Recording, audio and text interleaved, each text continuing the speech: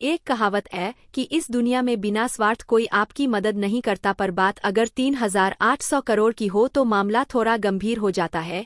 अभी सर रतन टाटा हमारे बीच नहीं रहे, ऐसे में उनके साथ रहने वाले शांतनु नायडू की काफी चर्चा है। पर अचानक एक ऐसी बात सामने आई जिसे सुनकर सबके होश उड़ गए और लोग सोचने लगे कि सचमुच यह दुनिया स्वार्थ से भरी पड़ी है। रतन टाटा के निधन के बाद उनके करीबी सहयोगी शांतनु नायडू की चर्चा जोरों पर है, लेकिन अब मामला विवादों में गिरता दिख रहा है और उन पर गंभीर आरोप लगे हैं। आइए जानते हैं यह गंभीर आरोप क्या है। पर उससे पहले अगर आप भी मानते हैं कि सर रतन टाटा एक नेक इंसान थे तो वीडियो को लाइक करके कमेंट बॉक्स में लिखिए कि ईश्वर सर रतन टाटा की आत्मा को शांति दें। इससे पहले कि हम शांतनु नायडू पर लगे उस गंभीर आरोप की बात करें, आपको एक सिरे से बताते हैं यह पूरी कहानी कि कहां से यह शुरू हुई और कैसे एक गंभीर आरोप तक पहुंच गई। यह वीडियो देखकर आपको पता लगेगा कि आप जो पर्दे पर देखते हैं कई बार सच उससे काफी अलग रहता है। रतन टाटा के आसपास हर वक्त एक नौजवान नजर आता था जिसका नाम शांतनु नायडू है।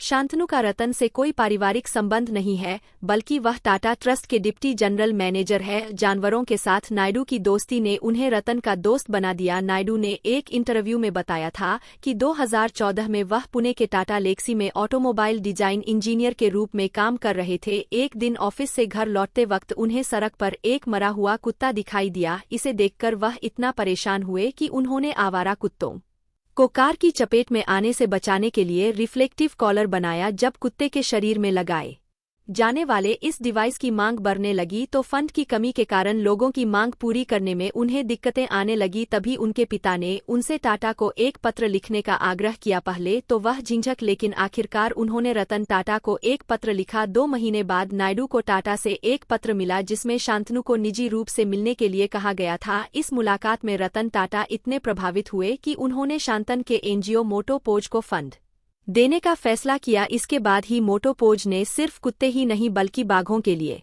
भी कॉलर डिवाइस बनाने का फैसला किया। इससे देश भर में जानवरों से जुड़ी घटनाओं में कमी आई। कॉर्नेल यूनिवर्सिटी से एमबीए की पढ़ाई करने वाले शांतन नायडू टाटा समूह में काम करने वाले अपने परिवार की 5वीं पीढ़ी है। 2018 में अमेरिका से एमबीए की पढ़ाई कर वापस लौटने के बाद वह टाटा ट्रस्ट में डिप्टी जनरल मैनेजर के रूप में शामिल हो गए। रतन टाटा के सबसे करीबी माने जाने वाले 30 साल के शांतन नायडू ने एक इंटरव्यू में उनके व्यक्तित्व के कई पहलू साझा किए थे। उन्होंने बताया कि मैं टाटा के साथ डिनर करने गया था। वे खुद कार चलाकर मुझे मुंबई के थाई पवेलियन ले गए थे। डिनर के दौरान मैंने टाटा से कहा, जब मैं ग्रेजुएट हो जाऊंगा तो क्या आप मेरे दीक्षांत समारोह में आएंगे। इस पर टाटा ने कहा कि मैं पूरी कोशिश करूंगा और वे आए भी। शांतन ने कहा कि मैं कॉर्नेल यूनिवर्सिटी में एमबीए करने अमेरिका जा रहा था, तब उनसे पहली बार मिला। उन्होंने मेरी चोट देखकर मजाक में कहा था किसी डॉग ने काट लिया, पर तुरंत ही माफी मांगने लगे और कहा बहुत खराब जोक था। असली रत्न की पहचान सिर्फ उसकी कीमत और चमक से होती है, लेकिन अगर किसी शख्सियत में रत्न न छिपा हो तो उसकी पहचान करने के लिए उसके मोल और चमक को नहीं देखा जाता। भारत के महान उद्योगपति रतन टाटा भी ऐसी ही शख्सियत थे जिनका मोल आने वाली पीढ़ियां सदियों तक याद रखेंगी। अपने महान सामाजिक कार्यों और कुत्तों से उनका प्यार किसी से छुपा नहीं है। रतन टाटा की अंतिम यात्रा में उनका कुत्ता भी था। भले ही वो एक जानवर है, पर भावनाएं उस मासूम में भी वही है। वो भी अपने मालिक को अंतिम बार देख रहा था। 86 साल की उम्र में अंतिम सांस लेने वाले रतन टाटा का दिल आखिरी समय तक कुत्तों के लिए धड़कता रहा। जिन सड़कों पर घूमने वाले आवारा कुत्तों को लोग हीन भावना की नज़र से देखते हैं या इग्नोर करते हैं, उन कुत्तों के लिए रतन टाटा किसी भगवान से कम नहीं थे। यहाँ तक कि उनके ताज होटल के दरवाजे भी कुत्तों के लिए हमेशा खुले रहते थे। 26 जून 2024 को रतन टाटा ने अपने कुत्ते की तस्वीर पोस्ट करते हुए मदद की गुहार लगाई थी। उन्होंने 7 महीने के कुत्ते के लिए रक्तदान की मांग करते हुए एक लंबी चौड़ी पोस्ट लिखी थी, जिसके बाद कई लोग अपने कुत्तों को रक्तदान कराने के लिए ले आए थे। इस पोस्ट के बाद मदद के लिए आगे आए कुत्तों और उनके मालिकों के लिए उद्योगपति ने दूसरी तस्वीर पोस्ट कर सभी मालिकों और कुत्तों का शुक्रिया भी अदा किया था। बताते चले कि जानवरों के लिए रतन जी ने मुंबई में टाटा ट्रस्ट ने स्मॉल एनिमल हॉस्पिटल भी खोला था। यहाँ देखिए इस इंस्टाग्राम 2 की है, जिसकी जानकारी खुद रतन टाटा ने दी थी अपने संगीत इंस्टाग्राम 2 में। मैं मेरे भाई जिमी के साथ जुलाई 2023 में रतन टाटा ने संगीत उनकी उपस्थिति से अनजान है तो वे गंभीर रूप से घायल हो सकते हैं, विकलांग हो सकते हैं और यहाँ तक कि मारे भी जा सकते हैं। यह दिल खुश करने वाला होगा कि अगर बारिश के मौसम में हम सभी उन्हें एक आश्रय प्रदान कर सकें। 28 सितंबर 2023 को दिवंगत रतन टाटा ने एक खोया हुआ कुत्ता मिला है। अगर आप उसके अभिभावक हैं या आपके पास कोई सुराग है तो कृपया उसका मालिक होने के सबूत के साथ हमसे कांटेक्ट करें। इस बीच वह हमारी देखभाल में है और उसके घावों का इलाज किया जा रहा है। 18 नवंबर 2020 को संगीत।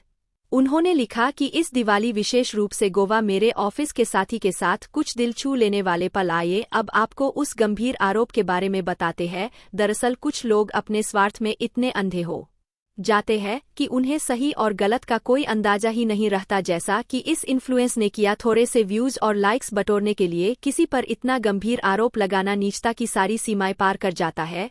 और यह सब होता है सिर्फ निजी स्वार्थ की वजह से, ताकि ऐसे इन्फ्लुएंस पर खबरों में बने रहे। मशहूर सोशल मीडिया इन्फ्लुएंस और बिग बॉस के पूर्व प्रतियोगी पुनीत सुपरस्टार ने शांतनु नायडू पर गंभीर आरोप लगाए हैं।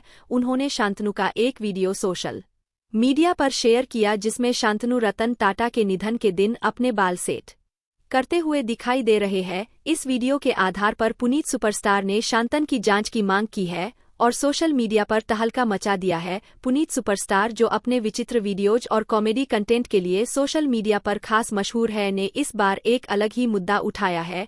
उन्होंने एक वीडियो पोस्ट किया जिसमें शांतनु नायडू को रतन टाटा के अंतिम समय में उनके पास मौजूद होते हुए देखा जा सकता है, लेकिन वीडियो में शांतनु को अपने बाल सेट करते देख पुनीत ने सवाल उठाए हैं। पुनीत ने वीडियो में कहा, वहां रतन टाटा जी की बॉडी रखी हुई है और यह शांतनु नाम का लड़का अपने बाल बना रहा है। इसको अपने बाल घुमाने की पड़ी हुई है, इसको अपनी स्टाइल दिखाने की पड़ी हुई है। वहां लोग रो रहे हैं और लोग इसे बहुत करीबी बता रहे हैं रतन टाटा जी का। अब इसकी जांच होनी चाहिए। यह है कौन? दरअसल यह काफी हास्यास्पद बात है कि पुनीत को यह नहीं पता कि शांतनु नायडू कौन है, या उन्हें यह नहीं पता कि शांतनु सर रतन टाटा के कितने करीब थे और अंतिम समय में भी उन्होंने सर रतन टाटा की बहुत सेवा की। हमारी टीम शांतनु को उनके काम के लिए सलाम करती है और उनके जानवरों के प्रति सेवा भाव से प्रेरणा लेती है।